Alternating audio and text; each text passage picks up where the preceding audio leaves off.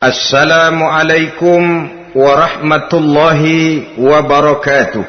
Waalaikumsalam warahmatullahi wabarakatuh. Bismillahirrahmanirrahim. Alhamdulillahi rabbil alamin. Wassalatu wassalamu ala ashrafil anbiya'i wal mursalin, sayyidina wa maulana Muhammadin wa ala alihi wa ashabihil mujahidin at-tahirin, amma ba'du. Saudara-saudara kaum muslimin rahimakumullah, agama mengajarkan bahwa di dalam melaksanakan segala macam pekerjaan hendaklah dilaksanakan dengan penuh hati-hati dan perhitungan. Dikatakan dalam pepatah, fit ta'annis salamah wa fil ajalatin nadamah. Di dalam keberhati-hatian itu ada keselamatan, dan di dalam sikap tergesa-gesa, di dalam sikap terburu-buru biasanya mengandung penyesalan. Tetapi ada 5 perkara yang malah memang harus dikerjakan secara buru-buru. Apa yang 5 perkara itu? Pertama, mengubur jenazah. Tidak baik kalau jenazah itu disemayamkan sampai 2-3 hari di rumah. Dan yang lebih baik mengubur jenazah itu adalah di tempat di mana dia meninggal. Contohnya adalah baginda Nabi. Beliau kelahiran Mekah. Beliau wafat di Madinah, maka di Madinah itulah beliau dimakamkan dan bukan di kota Mekah. Karena prinsipnya agama menginginkan kemudahan dan tidak menginginkan kesukaran. Hal kedua yang harus dikerjakan dengan segera ialah mengawinkan anak perempuan. Apabila kita mempunyai anak perempuan, sudah sampai usianya untuk memasuki ambang pintu pernikahan, dan dia sudah minta untuk dinikahkan, maka segeralah orang tua menikahkannya atau mengawinkannya. Sebab biasanya anak perempuan, apalagi di zaman sekarang, kalau tidak segera dikawinkan oleh orang tuanya, dikhawatirkan dia akan kawin sendiri. Dan itu tentu akhirnya akan merepotkan kedua orang tuanya. Hal ketiga yang harus dikerjakan dengan segera dan buru-buru ialah membayar hutang. Apabila kita sudah berhutang kepada seseorang dan sudah ada uang untuk membayarnya, bersegeralah untuk membayar. Sebab kalau ditunda besok, lusa atau hari minggu depan, dikhawatirkan uangnya akan terpakai untuk kepentingan-kepentingan yang lain, dan hutang akan tetap tinggal hutang, tidak pernah terbayar adanya. Hal keempat yang harus disegerakan ialah menghidangkan makanan untuk orang musafir yang kebetulan menjadi tamu di rumah kita. Dan hal yang kelima yang harus dilakukan dengan buru-buru, dengan segera bertaubat apabila mengerjakan perbuatan dosa. Hal kelima inilah yang akan kita bicarakan pada pertemuan kita kali ini, yaitu tentang taubat kepada Allah Subhanahu wa ta'ala. Taubat berasal dari kata-kata taba yatubu, yang isim masdarnya adalah taubatan. Artinya sama dengan roja'a yarji'u, ada ya'udu, pulang atau kembali. Bertobat maksudnya kembali dari yang dilarang oleh Allah. Kalau dalam perjalanan hidup ini kita suka menerjang larangan-larangan Allah, melaksanakan apa-apa yang dilarang olehnya, maka taubat artinya meninggalkan larangan-larangan itu dan kembali kepada apa yang diperintah oleh Allah Subhanahu wa ta'ala. Kenapa taubat ini harus disegerakan? Karena makhluk bernama manusia ini sulit melepaskan diri dari dosa dan salah. Nabi bersabda, kullu bani Adam khatta'un wa khairul khatta'ina tawwabun. Setiap anak Adam, yakni setiap manusia, pasti mempunyai dosa dan kesalahan. Dan sebaik-baik orang yang mempunyai dosa dan kesalahan ialah orang yang segera bertaubat. Dengan kata lain, orang yang baik sesungguhnya bukanlah orang yang tidak punya salah, karena tidak ada orangnya yang tidak punya salah. Tetapi orang yang baik adalah orang yang apabila melakukan kesalahan, dia segera sadar, dijadikannya kesalahan itu sebagai pelajaran untuk tidak diulanginya lagi pada masa-masa yang akan datang. Inilah yang digambarkan oleh Allah Subhanahu wa taala dalam surah Ali Imran ayat 135. Walladzina idza fa'alu fahishatan, dan orang-orang yang apabila mereka terjatuh ke dalam perbuatan dosa, au zalamu anfusahum, atau berbuat zalim kepada diri mereka sendiri, dzakarullaha fastaghfaru lidzunubihim, mereka segera ingat kepada Allah dan memohon ampun terhadap dosa yang pernah mereka kerjakan. Saudara-saudara kaum muslimin rahimakumullah, sejak awalnya iblis memang sudah memproklamirkan diri di hadapan Allah Subhanahu wa taala. Apa kata iblis? Ya Rabbi wa izzatika la azalu aghwi bani adama ma damat arwahuhum fi ajsadihim. Ya Allah, demi kemuliaan-Mu saya bersumpah, kata iblis, saya akan selalu memperdayakan anak-anak Adam. Saya akan selalu menggoda manusia selama ruh mereka masih ada di dalam jasad mereka.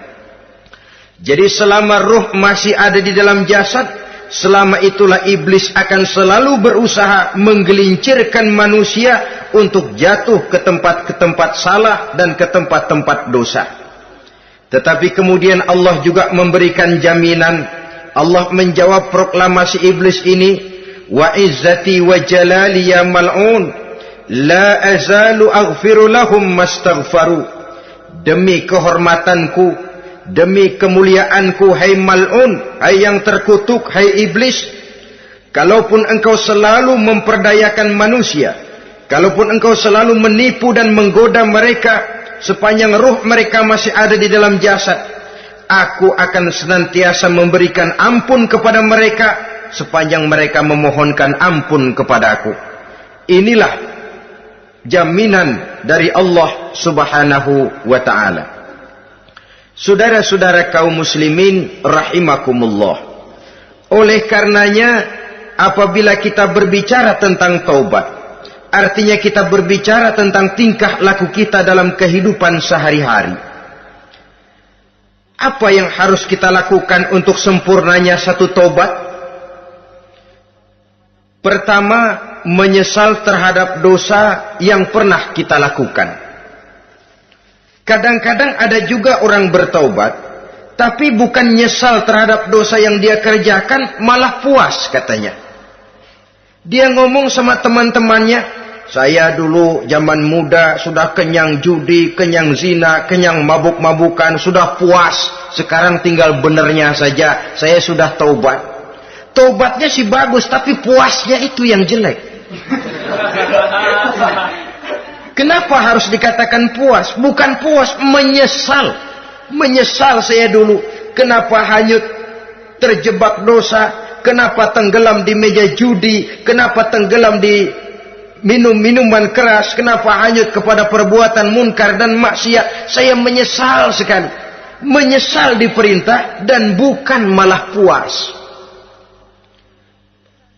Dari rasa menyesal ini nanti timbul hal yang kedua, yaitu berniat tidak akan mengulangi lagi perbuatan dosa. Kalau menyesal tapi masih diulangi lagi, itu belum taubat yang sebenarnya.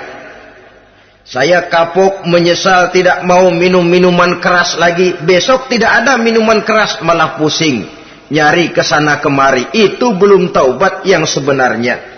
Jadi setelah menyesal, berniat tidak akan mengulangi lagi perbuatan dosa itu. Kalau menyesal tapi masih diulanginya lagi, itu sama saja dengan main-main. Saudara-saudara kaum muslimin rahimakumullah, Barangkali itu yang orang namakan dengan taubat sambal namanya. Kita kalau makan nasi pakai sambal, pedesnya bukan main, repot, marah, ngomel. Gila, sambal pedes bukan main, taubat sama sambal. Taubat sama sambal katanya. Tapi 2-3 hari kemudian dia makan lagi, nggak ada sambal, nyari.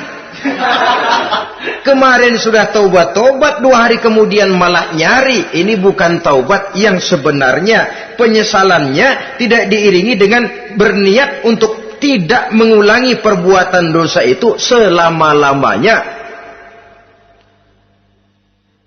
Saudara hadirin, kita sudah taubat, tidak mau lagi minum minuman keras. Datang teman, minum ya, nggak mau. Kenapa? Saya sudah taubat. Yang benar. Kalau dibayarin, udah. Jadi rupanya taubatnya itu cuma karena nggak ada yang bayarin. Begitu datang yang bayarin, berangkat lagi. Itu belum lagi merupakan taubat yang sebenarnya. Begitu juga kita taubat dari meja judi. Pada waktu sudah buras, bangkrut, habis-habisan, mungkin menyesal, mungkin bertobat. Inilah akibatnya judi, rumah tangga berantakan, harta buras, anak terlantar, uang tidak ada. Tobat, saya tidak mau lagi-lagi tenggelam di meja judi. Pada saat kondisinya bangkrut, itu yang diucapkan. Tapi 2-3 hari, 4-3 minggu, 1 bulan kemudian rezekinya banyak, makmur lagi, usahanya maju lagi, lupa lagi dia kepada ucapan sebelumnya, akhirnya sedikit demi sedikit tenggelam kembali di meja judi. Ini pun belum merupakan taubat yang sebenarnya. Jadi untuk sempurnanya taubat, yang pertama menyesal terhadap dosa yang telah dilakukan, yang kedua berjanji tidak akan mengulangi lagi, kemudian yang ketiga meninggalkan perbuatan jahat itu untuk selama-lamanya. Dengan kata lain, kalau memang taubat tidak mau minum lagi, talak 3 itu minuman keras. Kalau memang niat tidak akan berjudi lagi, talak 3 itu segala macam bentuk perjudian, meninggalkan perbuatan jahat. Yang keempat, menunaikan semua fardu dan kewajiban. Sebab barangkali pada saat kita tenggelam dalam dosa, perintah-perintah Allah, jangankan yang sunnah, yang wajib saja sering kita lalaikan. Maka apabila diri telah berniat melaksanakan taubat, maka tunaikan semua kewajiban yang disyariatkan oleh agama kepada kita. Yang kelima, meminta halal kepada para lawannya dengan termasuk mengembalikan hak milik orang lain. Ini kalau menyangkut hukukul adamiyin atau hak-hak manusia. Jadi kalau kita berdosa kepada sesama manusia, Allah belum akan menerima taubat kita kalau kita belum minta maaf kepada yang bersangkutan. Adapun kalau kita sudah minta maaf tapi yang bersangkutan tidak mau memberikan maaf, itu urusan dia kepada Allah. Urusan kita adalah meminta maaf kepada yang bersangkutan. Hal yang keenam, mendidik atau melatih diri untuk bertaat kepada Allah. Sebagaimana kita dulunya telah melatih diri, memperturutkan diri untuk berbuat durhaka. Lalu memperbaiki yang dimakan dan yang diminum. Itu juga merupakan ciri dari orang-orang yang melaksanakan taubat kepada Allah Subhanahu wa ta'ala. Kemudian apalagi memperbanyak istighfar di dalam kehidupan. Disabdakan oleh Nabi, inna likulli da'in dawa'un wa dawa'u zunubi al-istighfar. Sesungguhnya segala macam penyakit tentu ada obatnya, dan obat dari segala macam dosa adalah istighfar. Saudara-saudara kaum muslimin rahimakumullah. Jadi kalau yang terdahulu merupakan perbuatan-perbuatan konkret, maka yang terakhir ini taubat dalam bentuk ucapan berupa memperbanyak istighfar, memohonkan ampun kepada Allah Subhanahu wa ta'ala. Mari kita lihat dalam teladan hidup kita, manusia yang hatinya paling bersih, tidak lain adalah Rasulullah sallallahu alaihi wasallam. Beliau sudah mendapat jaminan ampun dari seluruh dosa. Liyaghfir lakallahu ma taqaddama min zambika wa ma ta'akhkhar, kata Allah. Muhammad, dosamu yang dahulu, dosamu yang sekarang, dosamu yang akan datang jikalau memang ada, seluruhnya sudah mendapat jaminan ampun dari Allah. Tetapi coba lihat dari sejarah perjalanan hidup yang mulia ini. Sungguh pun beliau sudah nyata-nyata mendapat jaminan ampun dari Allah.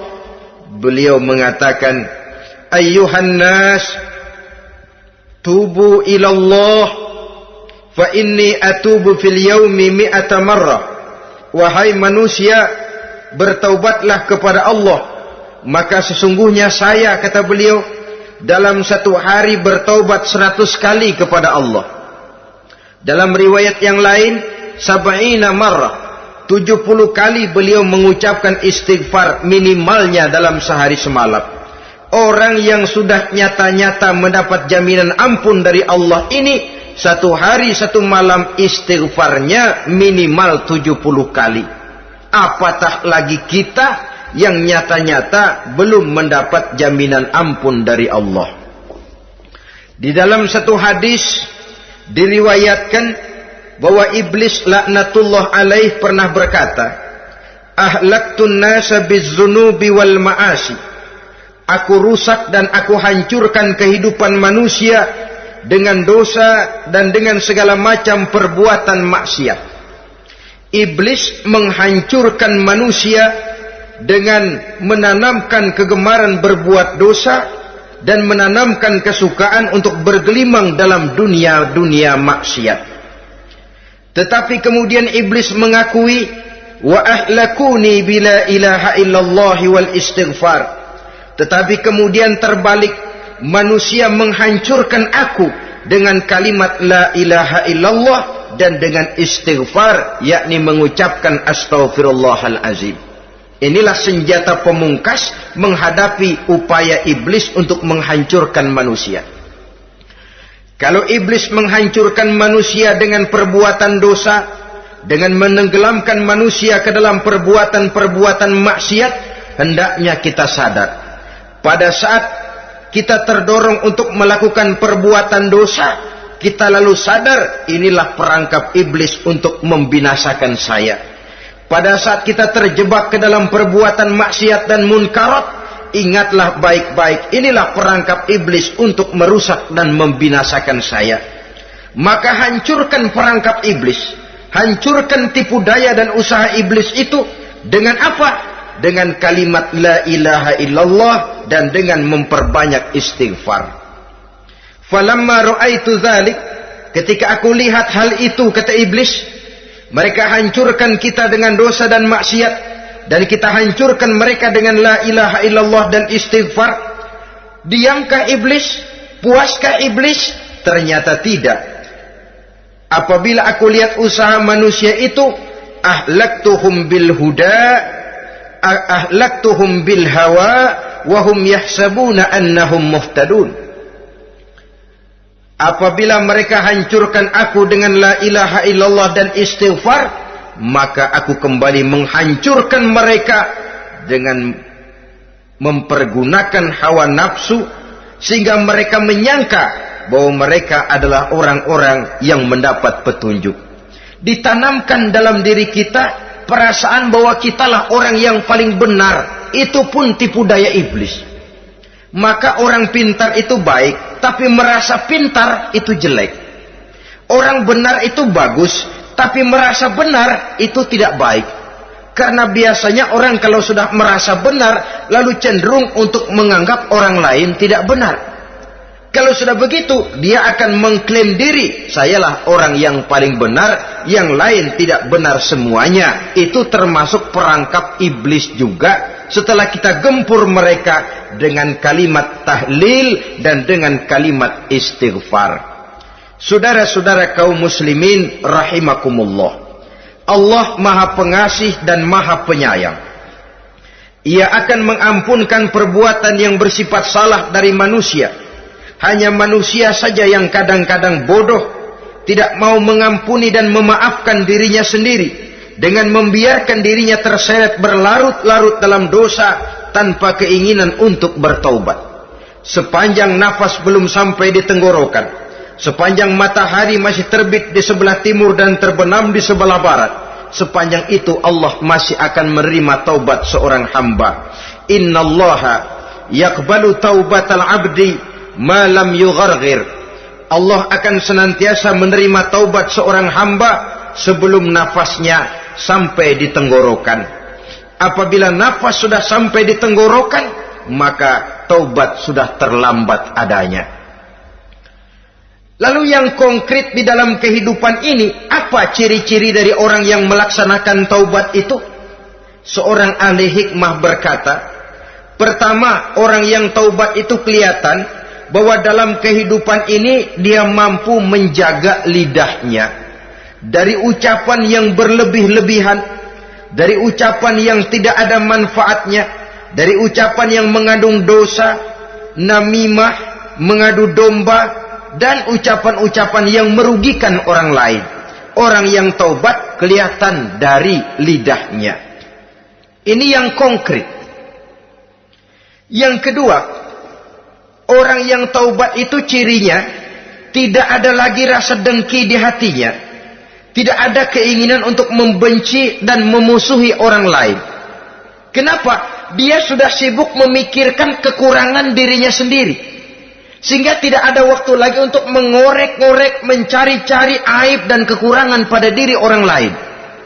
Ini makna ucapan Nabi, tuba liman syaghalahu aibuhu an uyubin nas. Beruntunglah orang yang kekurangan pada dirinya menyebabkan dia cukup sibuk sehingga tidak sempat mencari-cari dan mengorek-ngorek aib dan kekurangan orang lain. Berbeda dengan orang yang masih jauh dari sikap taubat, selalu berusaha mencari dan mengorek-ngorek kekurangan orang lain, sementara aib dan kekurangan dirinya diumpetin. Ini namanya ilmu kancil. Orang lain disorotin, dia ngaling, ngumpet. Kerjaannya apa? Ngonten orang lain saja. Dia sendiri tidak mau diponten dan tidak mau memonten dirinya. Akibatnya apa? Sikap introspeksi tidak ada. Sikap mawas diri hilang. Sikap melihat, bercermin terhadap pribadinya sendiri hilang. Yang ada cuma menilai orang lain saja. Jadi adapun orang yang sudah bertobat ini, di hatinya tidak ada dengki. Melihat orang lain mendapat nikmat, alhamdulillah, dia ikut bersyukur. Lain dengan orang yang jauh dari taubat. Tetangganya dapat nikmat, dia meriang. Tidak senang hatinya melihat orang lain senang. Orang melarat malah tepuk tangan. Saudara hadirin yang saya muliakan, orang yang semacam ini pada hakikatnya selalu disiksa oleh perasaannya sendiri. Kalau tetangganya yang kaya, ditanya kemana dukunnya. Tapi kalau tetangganya jatuh melarat, dia tepuk tangan, gembira bukan main. Lain dengan orang yang sudah bertobat, hasud itu hilang dari dirinya. So hasud inilah yang akan memakan kebaikan yang kita kerjakan. Kata Nabi, hasud itu bisa memakan kebajikan seperti api memakan kayu bakar. Allahu Akbar. Puasa kita, zakat kita, sholat kita, habis kropos dimakan oleh sifat hasud. Tidak terasa, tapi begitu kita punya sifat dengki kepada orang lain, maka sholat kita dimakan oleh dengki tadi, puasa kita dimakan oleh dengki tadi, segala macam kebaikan yang kita kerjakan dimakan oleh si dengki tadi, seperti api memakan kayu bakar, cepat sekali. Itulah sebabnya bagaimanapun banyak kebaikan yang sudah kita kerjakan, jangan bangga dan jangan lalai. Sebaliknya, bagaimanapun besar dosa dan kesalahan yang pernah kita lakukan, jangan putus asa dari rahmatnya Allah Subhanahu wa ta'ala. Jadi yang kedua, ciri orang yang bertaubat, di hatinya tidak ada dengki dan tidak ada rasa ingin memusuhi orang lain. Dia berhadapan dengan setiap orang dengan modal husnuzon, baik sangka kepada Allah. Tidak a priori. Kadang-kadang ada orang ketemu saja baru tapi sudah punya rasa jelek. Diperturutkannya suuzonnya. Yang ketiga, ciri orang bertaubat itu menjauhkan diri dari pergaul dengan orang-orang jahat. Sebab kita tahu bahwa pergaulan sangat besar pengaruhnya dalam ikut membentuk kepribadian manusia. Asyariku wa fi syarri syarrun. Bersekutu dengan kejahatan biasanya ikut jadi jahat. Walaupun secara langsung tidak melakukan kejahatan, tapi sudah termasuk dalam jamaah yang jahat juga namanya. Saudara-saudara kaum muslimin, bukan berarti orang yang taubat lalu tidak mau bergaul, itu juga mencerminkan keangkuhan diri. Bergaul dia bergaul, tetapi kepada orang-orang yang jahat, ia sekedar menghindarkan diri pergaulannya itu dari kejahatan yang bisa ditimbulkan oleh orang-orang jahat tadi. Ciri yang keempat dari orang yang bertaubat, dia mempersiapkan diri untuk menghadapi mati. Mempersiapkan diri.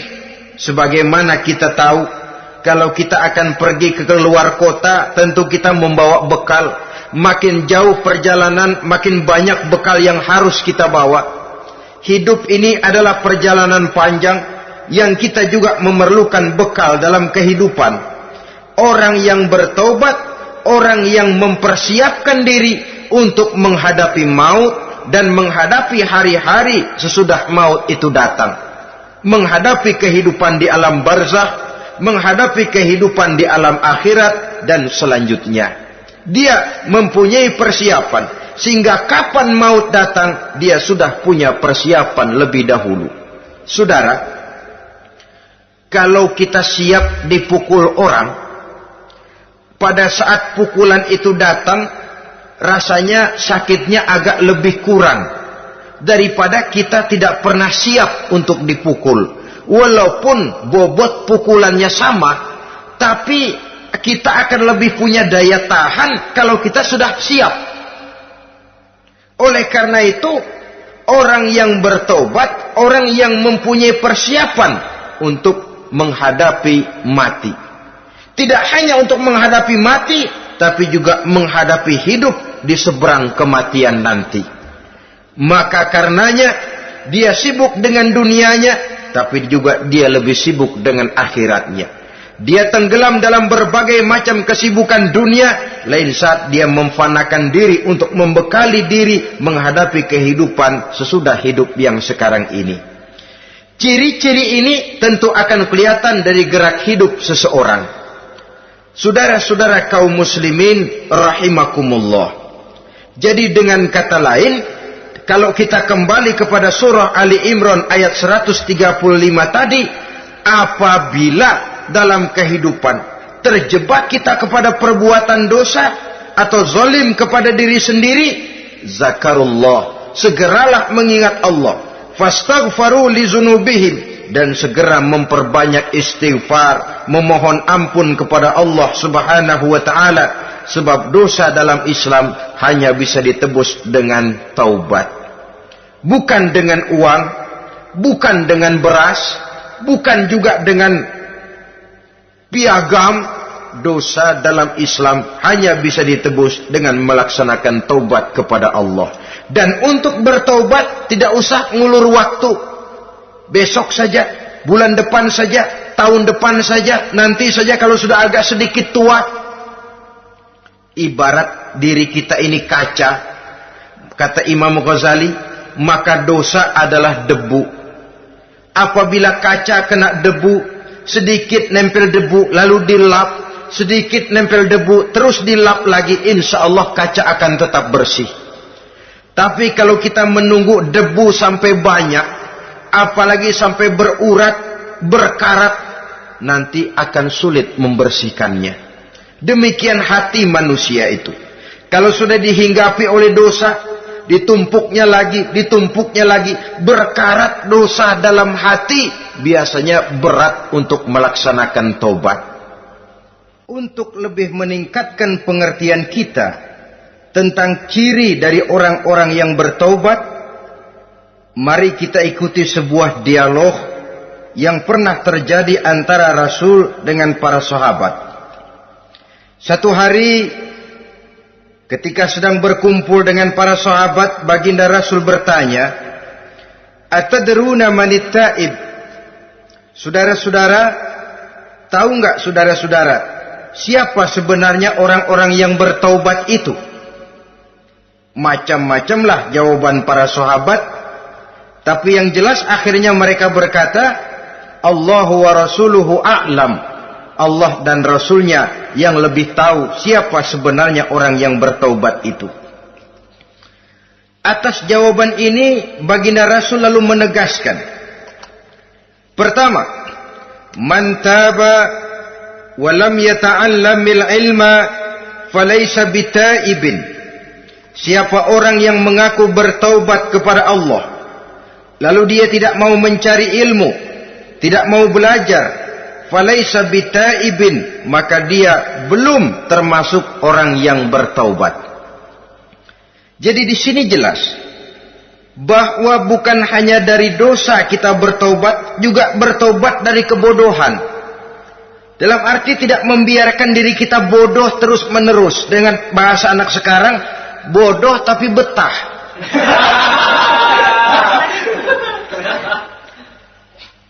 Orang yang mengaku bertaubat tapi tidak menggali ilmu, tidak mau belajar, tidak mau mencari ilmu, tidak hadir di mana majelis taklim, belum dianggap taubat yang sebenarnya. Jadi grafik orang yang taubat itu kelihatan dari kesungguhannya mencari ilmu, menghadiri majelis taklim, menghadiri kuliah-kuliah, ceramah-ceramah dan diskusi-diskusi keagamaan. Rakus dia dengan ilmu pengetahuan agama, sehingga dengan ilmunya taubatnya semakin mantap. Ini ciri yang pertama. Lalu beliau bersabda lagi, wa man taba wa lam yazdad fil ibadati falaysa bitaibin. Barang siapa yang mengaku bertaubat tapi ibadahnya tidak tambah-tambah, maka dia belum termasuk orang yang taubat. Orang yang bertaubat ada grafik peningkatan ibadahnya. Jadi kalau mulutnya taubat, minta ampun, tapi ibadahnya gitu-gitu aja, belum merupakan taubat yang sebenarnya. Jadi pada saat dia melaksanakan taubat, memproklamirkan diri untuk kembali ke jalan Allah, nilai ibadahnya meningkat. Kalau sholatnya tadinya cuma sekedar yang wajib-wajib saja, setelah dia taubat bertambah melaksanakan yang sunnah, rawatibnya, qobliyah, ba'diyahnya, atau kemudian nawafilnya berupa tahajud, hajat, duha, istikharah, dan solat-solat sunnah lainnya. Jadi kelihatan dari peningkatan ibadahnya. Ini ciri yang kedua.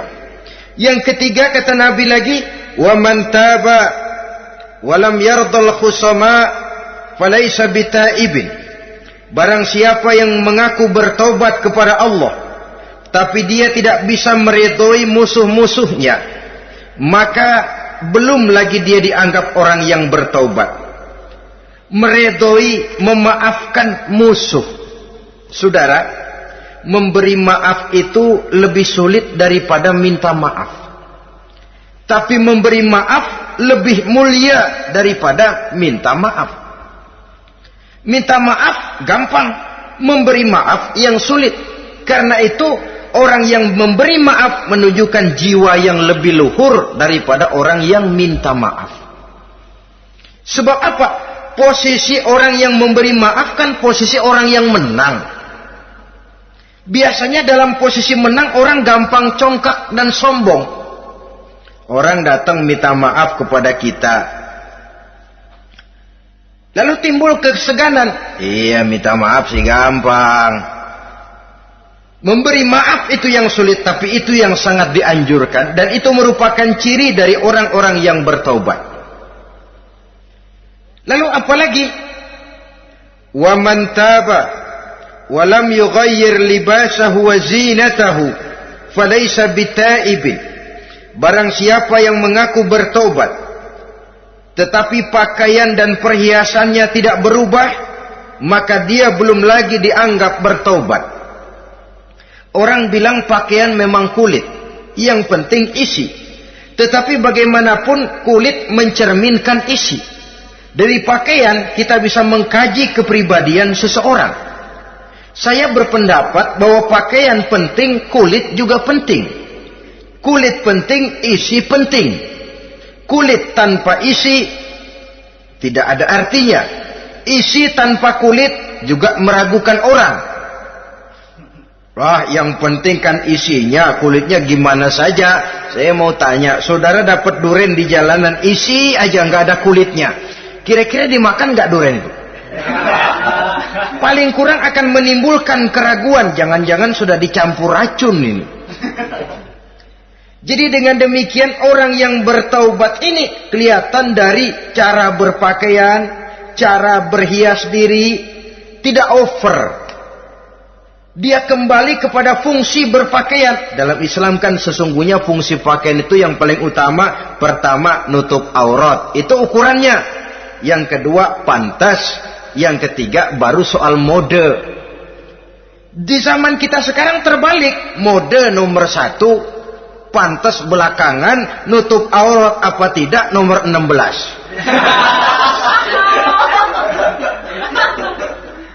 Kalau sudah mode, kita kekira kekurangan pertimbangan. Ini buat saya pantas apa tidak, ini menutup aurat apa tidak. Kita balik. Padahal fungsi berpakaian dalam Islam tujuan utamanya pertama nutup aurat. Biar modenya mutaakhir, ciptaan Pierre Cardin sekalipun, kalau memang tidak nutup aurat, ya hukumnya masih belum berpakaian.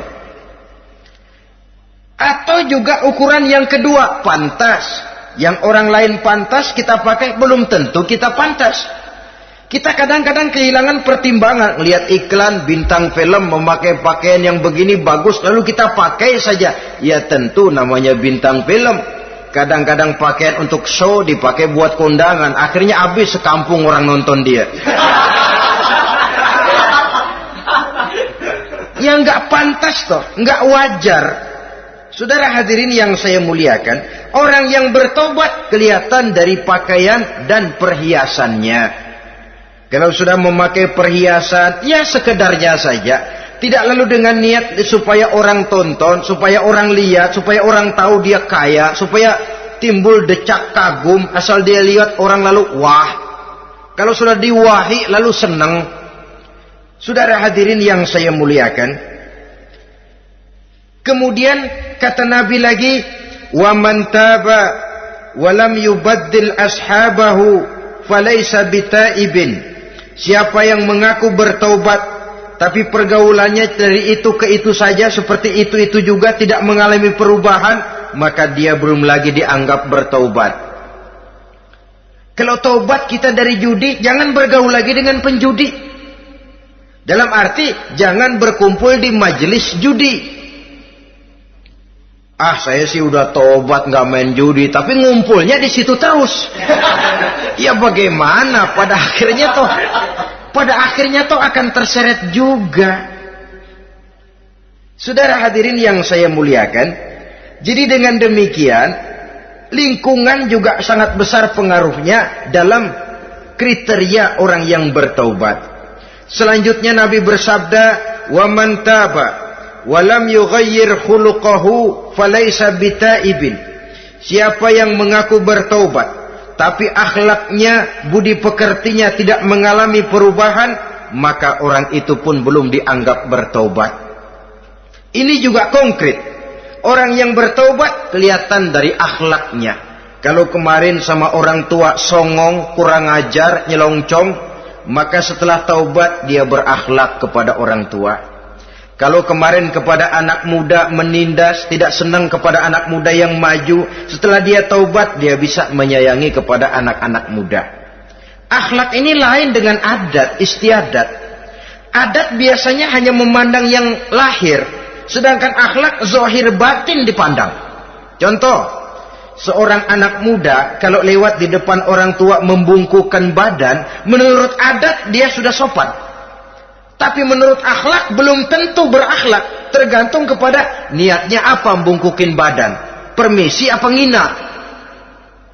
Kan mungkin saja orang membungkukan badan lewat di depan aki-aki karena menghina sebab aki-aki itu badannya udah bungkuk. Jadi gerakan zohir yang baik yang diiringi dengan niat yang baik itulah cerminan daripada akhlak. Kalau adat terlepas dari soal niat. Asal zohirnya sudah oke, menurut adat, oke dia beradat. Niatnya apa? Adat tidak pernah menilai. Maka orang yang bertaubat pun kelihatan dari akhlaknya. Dan akhlak itu adalah keseluruhan tingkah hidup manusia. Cara berjalan ada akhlak. Cara makan ada akhlak. Cara duduk ada akhlak. Cara tidur ada akhlak. Sehingga pantas ketika Siti Aisyah ditanya, Aisyah, Rasulullah itu akhlaknya apa sih? Beliau menjawab, karena Rasulullah khuluquhul Quran. Rasulullah itu akhlaknya Quran. Sehingga di kalangan ilmuwan lalu ada ungkapan bahwa Nabi Muhammad adalah Quran berjalan. Maksudnya seluruh konsepsi Quran sudah diterjemahkan dalam kehidupan Nabi. Maka tidak heran kalau Islam mengatur kehidupan manusia sejak yang sekecil-kecilnya sampai yang sebesar-besarnya. Cara berpakaian ada akhlaknya, kan begitu toh dalam Islam. Saudara diri di depan kaca, ngaca, ada akhlaknya, ada bacaannya. Allahumma kama hassanta khalqi fahassin khuluqi. Sampai saudara masuk ke dalam WC sekalipun ada akhlaknya. Karena akhlak adalah keseluruhan gerak hidup manusia. Orang yang bertobat kelihatan dari perubahan akhlaknya. Kemudian beliau bersabda, "Wa man taba wa lam yatwi firashahu wa bisatahu falaysa bitaibin." Siapa orang yang mengaku bertaubat tetapi dia tidak menggulung tempat tidur dan spraynya, maka dia belum dianggap bertaubat. Ini bahasa kinayah. Menggulung spray, melipat tempat tidur artinya lebih banyak ibadahnya daripada tidurnya. Kalau ngaku taubat tapi sehari 24 jam, 22 jam tidur, cuma 2 jam ibadah, ya belum mencapai kriteria itu. Dengan kata lain, orang apabila sudah memproklamirkan diri untuk taubat, menyingsingkan lengan baju, melipat spray, menggulung tempat tidur. Bukan berarti dia tidak tidur-tidur, tetapi bersiap diri untuk melaksanakan ibadah yang pada saat dia terjebak dalam dosa, sudah banyak ibadah yang ditinggalkannya. Saudara-saudara kaum muslimin rahimakumullah. Kemudian beliau bersabda pula, "Wa man taba wa lam yatasaddaq falaysa bitaibin." Barang siapa yang mengaku bertobat, kemudian dia tidak menyedekahkan karunia yang diberikan Allah kepadanya, maka taubatnya belum lagi dianggap taubat yang sebenarnya. Faman istabana minal abdi hazihil khisal fahuwa taibun haqqa. Apabila nyata tanda-tanda ini pada diri seorang hamba, maka barulah taubatnya dinamakan taubat yang sebenarnya. Jadi untuk taubat itu ada 2 jalan yang bisa kita tempuh. Pertama, taubat dengan lisan, taubat dengan ucapan. Dalam artian apa? Memperbanyak istighfar. Istighfar yang mana? Yang mana yang mungkin saja. Kalau waktunya sempit ya istighfar yang pendek-pendek. Astaghfirullah, astaghfirullah, astaghfirullah. Mau yang lebih panjang, astaghfirullahalazim allazi la ilaha illa huwal hayyul qayyum wa atubu ilaih min jami'il ma'asi waz zunub la haula wala quwwata illa billahil aliyyil azim. Ada waktu yang lebih panjang lagi membaca sayyidul istighfar. Tiap kali berbuat jahat, tiap kali diiringi dengan istighfar. Nah, ini yang bisa runtuh dengan istighfar ini dosa apa? Dosa yang ringan, dosa yang biasanya dilakukan oleh panca indera kita. Mata ini dosa mata, insya Allah bisa runtuh dengan istighfar. Ngelihat yang haram, cepat nunduk, astagfirullah. Habis nunduk, jangan ngeliatin lagi.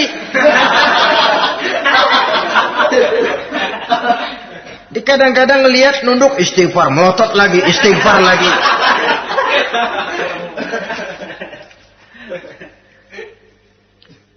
Saudara hadirin yang saya muliakan, kata Imam Ali, nazratul ula laka wasaniyatu alaika. Ini dalam menjaga mata. Pandangan pertama rezekimu kelihatan, namanya kelihatan kan rezeki. Pandangan pertama rezekimu, ulangannya dosamu. Ulangannya ini yang bisa membawa dosa. Dosa karena lidah, mengucapkan kata-kata yang menyakitkan orang. Dengan istighfar, insya Allah runtuh. Adapun dosa-dosa besar lainnya, tentu harus dengan perbuatan. Tidak cukup dengan sekedar istighfar saja. Perbuatannya apa? Itulah seperti yang sudah saya sampaikan pada ciri-ciri orang yang bertaubat tadi. Oleh karenanya, beruntunglah kita masih diberikan umur oleh Allah. Sehingga segala dosa dan kesalahan yang kita lakukan, kita masih punya kesempatan untuk mengadakan pemutihan, bertaubat kepada Allah. Nah, apa kemudahan yang diberikan Allah kepada orang yang melazimkan istighfar di dalam hidupnya? Pertama, kata Nabi, man lazimal istighfar, siapa orang yang melazimkan, membiasakan diri istighfar, diberikan keistimewaan oleh Allah. Pertama, ja'alallahu lahu min kulli dhiqin makhraja. Allah akan memberikan jalan keluar untuknya dari segala macam kesulitan. Hidup ini kan problem. Makin tinggi status sosial, makin banyak urusan. Urusan akan selesai apabila hidup di dunia selesai. Kita menyangka orang lain lebih enak dari kita. Padahal tiap orang punya urusan. Yang namanya enak barangkali persis seperti pelangi, biang lala itu. Tidak pernah di atas kepala kita, di atas kepala orang lain saja. Begitu kita memandang keenakan dalam hidup ini. Petani bilang pedagang enak, pedagang bilang petani enak. Tapi begitulah keenakan itu. Orang yang melazimkan istighfar, dia akan diberikan jalan keluar dari segala macam kesulitan. Menurut perhitungan otak, deadlock, buntu, tidak sanggup lagi, entah bisa terwujud dan terlaksana. Allah memberikan jalan keluar dari segala kesulitan. Saudara, kalau Allah sudah memberikan jalan keluar dari kesulitan, siapa lagi yang bisa bikin sulit kita? Kalau Allah yang memberikan jalan keluar, everything is running well katanya. Semua urusan bisa jalan dengan lancar. Tapi tanpa istighfar, jauh kita dari Allah. Jalan yang sudah lapang pun bisa jadi sempit. Urusan yang sudah nyata akan selesai pun bisa jadi injelimet. Dan jalan yang tadinya tidak berliku-liku pun bisa berliku-liku. Ini faktor yang di luar perhitungan matematis. Kita tidak mampu, Allah maha mampu. Menurut akal kita tidak mungkin. Kalau Allah mau, tidak ada yang tidak mungkin. Saudara-saudara, ini fasilitas pertama. Orang yang gemar istighfar diberikan jalan keluar dari segala macam kesulitan. Yang kedua, wa min kulli hammin faraja, diberikan kegembiraan dari setiap kesusahan yang dihadapinya. Ada saja faktor-faktor yang mendatangkan kegembiraan, yang mendatangkan refreshing di dalam kehidupannya, sehingga dia tidak lalu merasa jalannya buntu, tidak merasa kesulitannya tidak pernah terselesaikan. Dan yang ketiga, fasilitas yang diberikan Allah kepada orang yang gemar istighfar, wa razaqahu min haitsu la yahtasib. Allah akan memberikan kepada mereka rizki dari jalan yang tidak pernah mereka sangka-sangka. dari jalan yang tidak pernah mereka perkirakan sebelumnya. Saudara-saudara kaum muslimin rahimakumullah. Inilah fasilitas ketiga yang diberikan Allah kepada orang yang gemar istighfar. Rizkinya datang dari jalan yang tidak disangka-sangka. Sebab rizki ini juga termasuk hal gaib. Dan jangan lupa, ar-rizku bimakna al-ata hissiyan kana au ma'nawiyan. Rizki adalah pemberian baik yang konkret maupun yang abstrak. Kita sering membatasi pengertian rezeki, maka rezeki kita jadi sering terbatas. Menurut kita kan yang namanya rezeki cuma duit saja. Kalau bukan duit bukan rezeki. Padahal semua karunia Allah itu rezeki. Umur rezeki, istri rezeki, anak rezeki, pangkat dan jabatan rezeki, termasuk duit juga rezeki. Tapi dalam kebiasaan kita rezeki cuma duit. Begitu duit seret, kita anggap rezeki macet. Maka akhirnya kita tidak bersyukur kepada Allah. Padahal mungkin di sektor duit macet, tapi rezeki dari segi lain, ilmu barangkali tambah, wibawa naik, pangkat naik, anak tambah, itu juga merupakan rezeki. Saudara-saudara kaum muslimin rahimakumullah. Orang yang gemar istighfar ini diberikan rezeki dari jalan yang tidak disangka-sangkanya. Dibukakan perbendaharaan Allah untuknya. Sehingga rezekinya datang dari cara yang tidak disangka-sangka. Allah Maha Kaya. Kalau dia mau, la mani'a lima a'taita wa la mu'tiya lima mana'ta. Tidak satu kekuatan pun yang mampu mencegah apa yang hendak diberikan Allah. Dan tidak satu kekuatan pun yang sanggup memberikan apa yang dicegah oleh Allah Subhanahu wa ta'ala.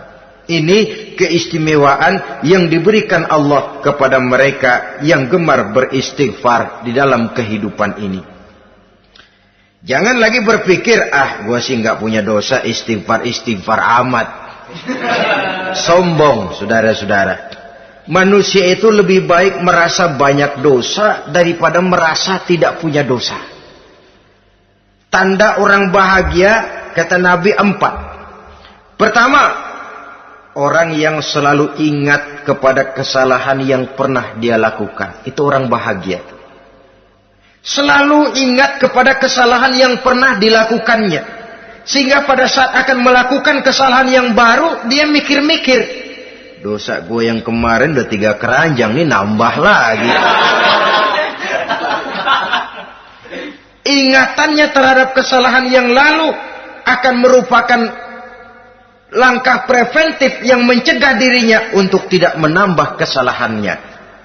Orang bahagia, orang yang selalu ingat kesalahan yang pernah dia lakukan, terbayang di pelupuk mata, bukan ngumpet-ngumpetin dosa. Sebab apa yang mau kita umpetin di hadapan Allah? Yang kedua, tanda orang bahagia itu orang yang selalu melupakan kebaikannya. Kalau dia berbuat baik, dia lupakan. Dia anggap dirinya belum pernah berbuat baik. Sehingga di mana ada kebaikan, dia tidak bisa ikut. Dia merasa sangat rugi. Sebab dia anggap dirinya belum pernah berbuat baik. Yang ketiga, tanda orang bahagia. Dalam urusan dunia, dia lihat ke bawah. Sehingga timbul rasa syukurnya. Bahwa kalau dia sengsara masih banyak yang lebih sengsara dari dia. Bahwa kalau dia miskin masih jauh lebih banyak yang miskin dari dia. Bahwa kalau dia menemui kesulitan masih banyak yang jauh lebih sulit dari dia. Dengan cara itu jiwanya akan lapang, hidupnya akan tenang, dan dia tidak pernah ingkar kepada nikmat yang diberikan Allah. Sebaliknya yang keempat, tanda orang bahagia itu dalam urusan akhirat dia lihat ke atas. Dunia, lihat yang bawah. Akhirat, lihat yang atas. Kalau dia bisa sholat, kenapa saya tidak?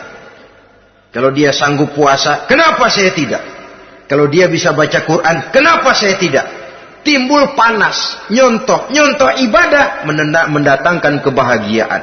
Rakus ibadah malah dianjurkan. Rakus dunia malah tercela. Nah, lawanannya orang celaka, saudara-saudara. Orang celaka juga tandanya 4 lawanan yang tadi itu. Pertama, orang yang selalu melupakan kesalahannya. Kalau berbuat dosa lupa, sok bersih. Alah, dosa gue mah dikit. Saudara hadirin yang saya muliakan, orang yang selalu melupakan kesalahan, menganggap dirinya bersih, akhirnya kalau ingin berbuat dosa nggak dimikir-mikir, tidak ada lagi yang ditimbang-timbang. Selanjutnya, yang kedua, orang celaka itu orang yang selalu mengingat kebaikannya.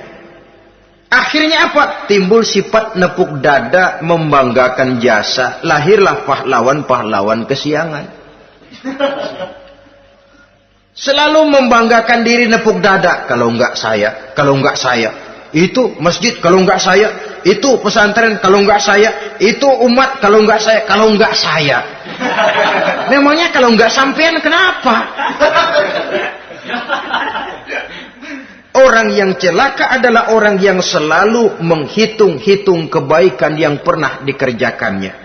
Keikhlasannya kurang, makin dia hitung, makin kurang nilai pahalanya. Makanya kalau berbuat baik, ya anggap saja buang sampah, gak usah ditengok-tengok, gak usah diingat-ingat, dan gak usah mengharap orang yang kita tempat berbuat baik akan membalas kebaikan.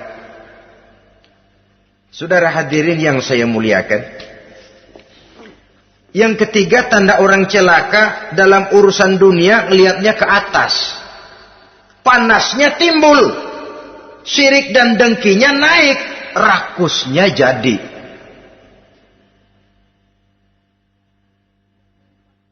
Timbul sifat panasnya itu, tidak mau ngerti. Kalau tetangga saya bisa beli kulkas, kenapa saya tidak? Kalau tetangga saya bisa beli motor, kenapa saya tidak? Kalau tetangga saya bisa beli mobil, kenapa saya tidak? Gaji nggak cukup, tuyul piara.